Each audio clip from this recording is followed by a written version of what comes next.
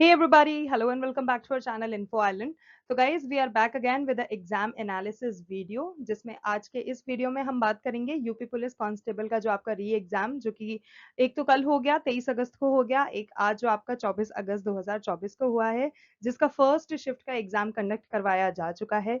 तो गाइज आप में से जिन भी कैंडिडेट्स ने इस एग्जाम को दिया है उनके लिए बहुत इंपॉर्टेंट वीडियो है, क्योंकि इसमें मिलेंगे आपको वो सारे क्वेश्चन जीके जीएस के हिंदी के, जो कि आपके आज आज आपका जो एग्जाम हुआ है 24 अगस्त 2024 का फर्स्ट शिफ्ट का जो एग्जाम हुआ है, उसमें जो पूछे गए क्वेश्चन थे वो आज आपको इस वीडियो में देखने को मिलेंगे अलॉन्ग विद देयर आंसर्स, जिससे कि आपको पता पड़ जाएगा that how many questions have you answered correctly, और इनमें से फिर आप कितना करेक्ट आंसर्स करे हो और कितना स्कोर करोगे ये आपको पता पड़ जाएगा। जस्ट इन केस अगर आपने यूपी पुलिस कांस्टेबल का ये री एग्जाम नहीं दिया है एंड आप ये वीडियो को देख रहे हो, तो गाइस तब भी आप इस वीडियो को पूरा देखना, क्योंकि इसमें जो क्वेश्चंस हम आपको बताने वाले हैं they are of very very very utmost importance for any competitive exam. तो प्लीज वीडियो को पूरा देखना, बिल्कुल स्किप मत करना। चैनल पर नए हो, चैनल को अभी तक सब्सक्राइब नहीं करा है तो जल्दी जाओ सब्सक्राइब बटन हिट कर दो, नोटिफिकेशन बेल आइकन को हिट करना बिल्कुल मत भूलना, क्योंकि that is the only link between you and us, जिससे कि हम कनेक्टेड रहेंगे और जैसे ही हम किसी भी न्यू वीडियो के साथ आएंगे आपको उसका नोटिफिकेशन तुरंत से मिल जाएगा। So guys let's begin and look for the questions जो कि आज यूपी पुलिस कांस्टेबल के री एग्जाम के 24 अगस्त 2024 के पहली शिफ्ट के पेपर पे पूछे गए हैं, जिसमें हम जीके जीएस और हिंदी कवर करने वाले हैं। So let's begin. तो गाइज फर्स्ट जो इंपॉर्टेंट क्वेश्चन है जो कि आपको पूछा गया था आज के पेपर में, फर्स्ट शिफ्ट के पेपर में, वो है the celebrated novel of the God father was authored by whom. तो इसमें गाइज आपको चार ऑप्शंस गिवन थे, जिसमें से आपका जो करेक्ट आंसर है वो है Mario Puzo. So that is the correct answer. Next आपसे पूछा गया था पैन का फुल फॉर्म। तो गाइज जैसे कि मैंने आपको अभी 23 अगस्त का, यानी कि कल का जो हमने फर्स्ट शिफ्ट का हमारे चैनल पर वीडियो लाइव करा है, उसमें भी आपको बताया था कि एब्रीविएशंस कितनी ज्यादा इंपॉर्टेंट है, एग्जाम्स में हर बार पूछी जाती हैं। और अगर उससे रिलेटेड वीडियो देखना है तो वो भी चैनल पर अवेलेबल है, जल्दी से जाओ देख लो, आपकी बहुत मदद हो जाएगी। तो गाइज एब्रीविएशंस हुए, फुल फॉर्म हुई, अच्छे से याद कर लेना, काफी इंपॉर्टेंट होते हैं, काफी आपको हेल्प भी करते हैं और एग्जाम्स में पूछे भी जाते हैं। So coming back to the question, PAN का फुल फॉर्म पूछा गया था गाइज आज के पेपर में, जिसका फुल फॉर्म होता है permanent account number. So permanent account number is the correct answer. Next question जो पूछा गया था वो था the Vijayanagara empire was founded in 1336। तो जो विजयनगर एम्पायर जो 1336 में मिला था, मतलब फाउंड किया गया था, वो किसने किया था? तो गाइस जो हरिहरा और बुक्का थे उन्होंने इसको ढूंढा था, आप कह सकते हो, खोजा था, आप कह सकते हो, 1336 में। अगला है जो मेगा सिटीज होती हैं। तो गाइज मेगा सिटीज बेसिकली वो सिटीज होती हैं जिनकी पॉपुलेशन एक सर्टेन लिमिट की होती ही होती है। तो वो लिमिट आपसे पूछी गई थी कि कम से कम कितने पॉपुलेशन, कितनी जनता होनी चाहिए जब आप उस सिटी को मेगा सिटी का नाम देंगे। तो गाइज जो मेगा सिटीज होती हैं वो सिटीज होती हैं which are having a total population of more than 10 million, कि 10 मिलियन से ज्यादा तो पॉपुलेशन होनी ही होनी चाहिए, उससे कम अगर होगी तो आप उसको मेगा सिटी का टाइटल नहीं दे सकते हो। नेक्स्ट क्वेश्चन पूछा गया था who is the current director general of WTO. तो guys let me just tell you the full form of WTO here. तो world trade organisation is WTO, जिसका जो करंट डायरेक्टर जनरल है वो है Ngozi Okonjo Iweala. So this is the name, अच्छे से याद कर लेना। Next question, the primary source of energy for the earth climate system. तो गाइस अर्थ का जो क्लाइमेट सिस्टम है उसका जो सबसे पहला स्रोत, यानी कि जो सबसे पहला सोर्स होता है एनर्जी का, वो होता है द सन, यानी कि सूर्य। ओके गाइज अगला क्वेश्चन देख लेते हैं। अगला है who has the authority to declare a financial emergency in India. तो गाइज अगर भारत में कोई भी किसी भी तरह की फाइनेंशियल इमरजेंसी होती है तो जो प्रेसिडेंट, यानी कि जो राष्ट्रपति है भारत का, उसके पास ये अधिकार होता है, उसके पास ये अथॉरिटी होती है दैट ही और she can declare this financial emergency happening in India. तो इसका करेक्ट आंसर हो जाएगा द प्रेसिडेंट। नेक्स्ट है what is the capital of Bangladesh. Guys Bangladesh की कैपिटल पूछी गई थी जो कि है ढाका। गाइस कैपिटल भी अच्छे से याद कर लेना, क्योंकि कल के पेपर में भी हमने देखा था कैपिटल पूछी गई है, और आज के पेपर में भी आपसे कैपिटल पूछी गई है, फर्स्ट शिफ्ट में भी पूछी गई है, और आगे आने वाली शिफ्टों में भी हम एक्सपेक्ट कर सकते हैं कि पूछी जाएंगी, तो प्लीज अच्छे से याद कर लीजिएगा। सो बांग्लादेश की कैपिटल हो गई ढाका।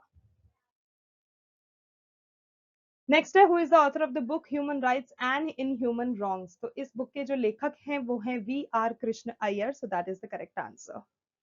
अगला सवाल है who was the first sultan of Delhi. तो गाइस जैसे कि हम सब जानते हैं दिल्ली पे कई वर्षों तक कई सुल्तानों ने राज किया था, चाहे वो लेडी हो चाहे वो मेल हो, काफी सुल्तान ने राज किया था दिल्ली पर। तो जो सबसे पहले सुल्तान थे जिन्होंने राज किया था उनका नाम था कुतुबुद्दीन ऐबक। तो who was the first sultan of Delhi, तो Qutubuddin Aibak is the correct answer.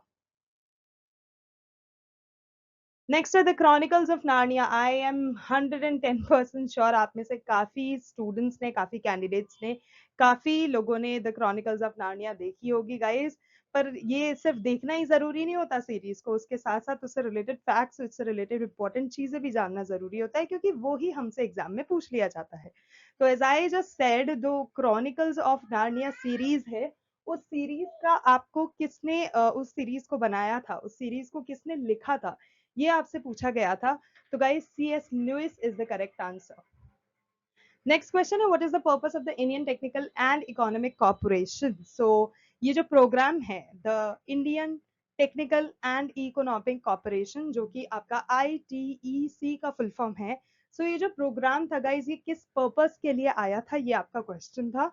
तो बात करें प्रोवाइडिंग टेक्निकल असिस्टेंस और ट्रेनिंग के लिए आया था ये ITEC प्रोग्राम, जिसको हम फुल फॉर्म जिसका है Indian technical and economic cooperation. तो इसको अच्छे से याद कर लेना। ओके अगला क्वेश्चन देख लेते हैं, नाइट्रोजन किसने डिस्कवर किया था, ये आपसे पूछा गया था। तो guys Daniel Rutherford is the correct answer. Next आपसे पूछा गया था जो जीएसटी, गाइस जीएसटी से रिलेटेड क्वेश्चंस कल के पेपर में भी आए थे, आज भी काफी पूछे गए हैं, तो इससे रिलेटेड चीजें देख लेना। कल जैसे कि आपसे पूछा गया था कि जो जीएसटी के रिसेंटली जिनको ब्रांड एम्बेसडर बनाया वो कौन है, तो उसका आंसर जैसे अमिताभ बच्चन था। आज आपको जीएसटी जीएसटी यानी कि गुड्स एंड सर्विसेज टैक्स, उसका कॉमन पोर्टल पूछा गया है, तो उसका कॉमन पोर्टल क्या है। तो जैसे कि हम सब जानते हैं हर एक पर्टिकुलर चीज का कोई ना कोई कॉमन पोर्टल होता है गवर्नमेंट से रिलेटेड जो होता है। तो इसी तरह से जो जीएसटी की है ये, इसका कॉमन पोर्टल है www.gst.gov.in। अगर आपको उससे रिलेटेड कोई भी जानकारी, किसी भी तरह की जानकारी जाननी है, तो आप इस पर्टिकुलर पोर्टल पे जाएंगे और आपको मिल जाएगी। सो this is the particular common portal of GST. Next question, which Indian scheme aims to provide a pension to unorganized workers, assuring a minimum pension of rupees 3,000 per month after the age of 60 years? तो guys जैसे कि हम सब जानते हैं हमारी Indian government, जो हमारी सेंट्रल गवर्नमेंट है, जो हमारी भारत सरकार है, ये काफी सारी स्कीम्स के साथ आती ही रहती है। हर बजट में उससे रिलेटेड वो चीजें निकालते हैं, जैसे कि इस साल भी कुछ निकाला था। तो गाइज ऐसी ही एक स्कीम आई थी जिसका नाम है प्रधानमंत्री श्रम योगी मानधन। इस स्कीम के तहत गाइस क्या हुआ था, जो भी अनऑर्गेनाइज्ड वर्कर्स हैं जिनके पास कुछ पर्टिकुलर जॉब नहीं है, कुछ नहीं है, उनको मिनिमम पेंशन दी जाती थी उनकी 60 साल के बाद। जब वो 60 साल के हो जाएंगे और अनऑर्गेनाइज्ड वर्कर्स हैं, तो उनको 60 साल के बाद एक मिनिमम पेंशन ऑफ रुपीज 3,000 हर महीने प्रोवाइड की जाएगी as per this particular scheme, which is Pradhan Mantri Shram Yogi Maandhan. तो इसको अच्छे से याद कर लेना। अब क्योंकि हम बात कर ही रहे हैं गवर्नमेंट स्कीम से रिलेटेड, तो गाइज गवर्नमेंट स्कीम से रिलेटेड भी काफी वीडियोस हमारे चैनल पर अवेलेबल है। अगर आप देखना चाहते हैं तो प्लीज उसको पूरा देखिएगा, क्योंकि उसमें वो सारी स्कीम्स रिलेटेड वो सारी स्कीम्स मेंशन है जो कि सेंट्रल गवर्नमेंट ने हमारे इंडिया में लेकर आया है। तो आप उसको भी प्लीज देख लीजिएगा, मैं डिस्क्रिप्शन बॉक्स में या आई बटन में आपसे शेयर कर दूंगी। नेक्स्ट अब बात करें कि which mountain is also, okay let me just correct it, यहाँ पर इज होगा। So which mountain is also known as blue mountain. तो गाइस बात करें नीलगिरी माउंटेन की, तो उनको नीला जो होता है ना, you know the colour blue, नीला पर्वत ब्लू माउंटेन के नाम से भी जाना जाता है। तो Nilgiri is the correct answer. Okay next question आपसे पूछा गया था कि which Trojan virus was released on numerous SolarWinds Orion platforms. तो इसमें जो ट्रोजन वायरस है उसका नाम है Sunburst, which is mentioned as SUNBURST, Sunburst. ये एक ट्रोजन वायरस है जो कि रिलीज किया गया था, रिलीज हुआ था काफी सोलर विंड्स ओरियन प्लेटफॉर्म्स पे। Okay next question, what is the name of earth's first super continent. तो गाइज अर्थ का जो पहला सुपर कॉन्टिनेंट है वो है Pangaea. Next question, which organization provides loans and grants to the world's poorest developing countries? ऐसी countries जो कि काफी ज्यादा पुअर हैं, काफी ज्यादा गरीब हैं, लेकिन वो डेवलपिंग कंट्रीज हैं, तो गाइज उनको जो लोन्स प्रोवाइड करते हैं वो है वर्ल्ड बैंक। जो वर्ल्ड बैंक है वो लोन प्रोवाइड करती है। नेक्स्ट है, in Vedas human right is signified with the concept of what? Guys Vedas में जो ह्यूमन राइट्स है हमारे इंसानों के, उसको इक्वालिटी में सिग्निफाई कर रखा है, तो equality concept is the correct answer here.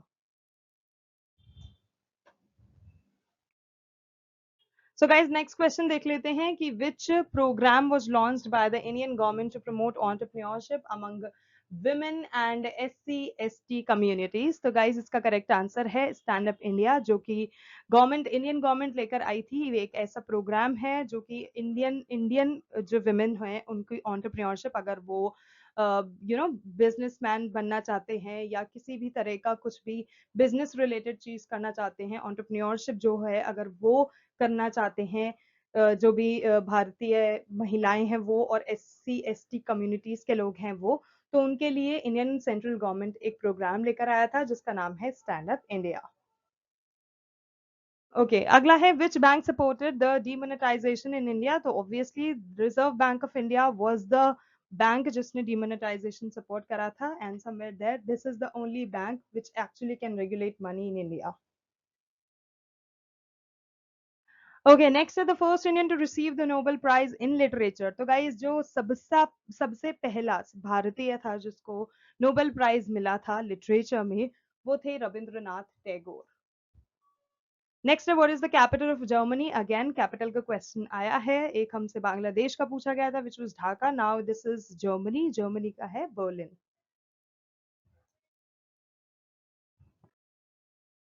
Next question, which day is celebrated is world art day? तो गाइज वर्ल्ड आर्ट डे जो होता है वो हर साल मनाया जाता है। कब मनाया जाता है? 15 अप्रैल को, जिसको हम विश्व कला दिवस के नाम से भी जानते हैं। सो दिस इज वेरी इंपॉर्टेंट, अच्छे से याद कर लेना।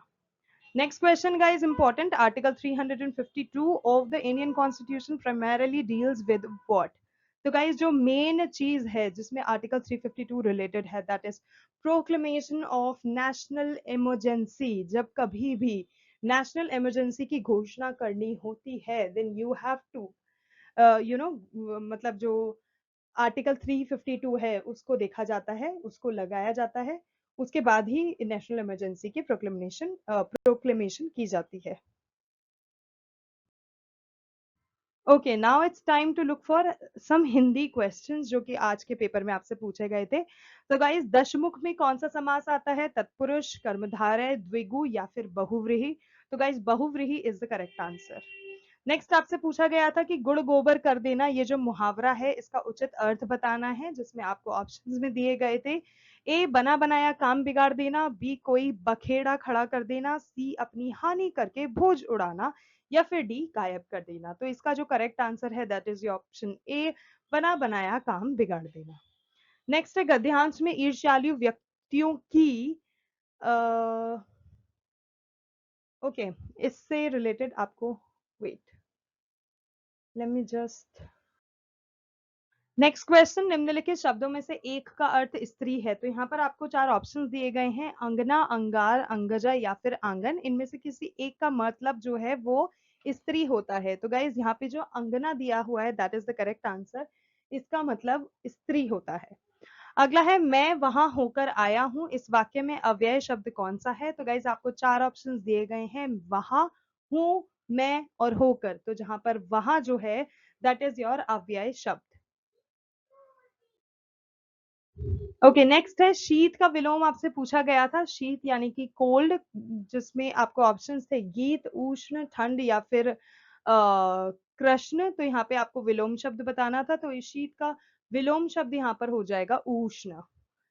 Next and last question for today's video, संभव है यह वाक्य किस काल में है? तो यहाँ पे आपको चार ऑप्शंस दिए गए हैं, वर्तमान काल, सामान्य भूतकाल और पूर्ण भूतकाल, और लास्ट में ऑप्शन डी में आपको दे रखा है संभाव्य भविष्य। तो संभव है तो something that has not happened yet, it's going to be happening in future, तो डेफिनेटली वो फ्यूचर से रिलेटेड है। और संभव है बोल रहे हैं, तो देयर इज सम पॉसिबिलिटी। तो गाइस संभाव्य भविष्य is the correct answer. So guys that's it, those were the very important GK GS and Hindi questions जो कि आज यानी कि 24 अगस्त के फर्स्ट शिफ्ट के आपके यूपी पुलिस कांस्टेबल का जो री एग्जाम हुआ है उसमें पूछे गए हैं। अगर आपको वीडियो अच्छा लगा, इन्फॉर्मेटिव लगा, then don't forget to like, share and subscribe to our channel Info Island, because सिर्फ यही आपको मिलेंगे आपके हर एक कॉम्पिटिटिव एग्जाम से रिलेटेड प्रेपरेटरी वीडियो और पर्पल से रिलेटेड वीडियोस। तो प्लीज चैनल को सब्सक्राइब करना ना भूलें। एंड आज के लिए बस इतना ही। Thank you so much for watching, thank you so much for your time, and we will see you in our next video. Till then, all the best to all the candidates.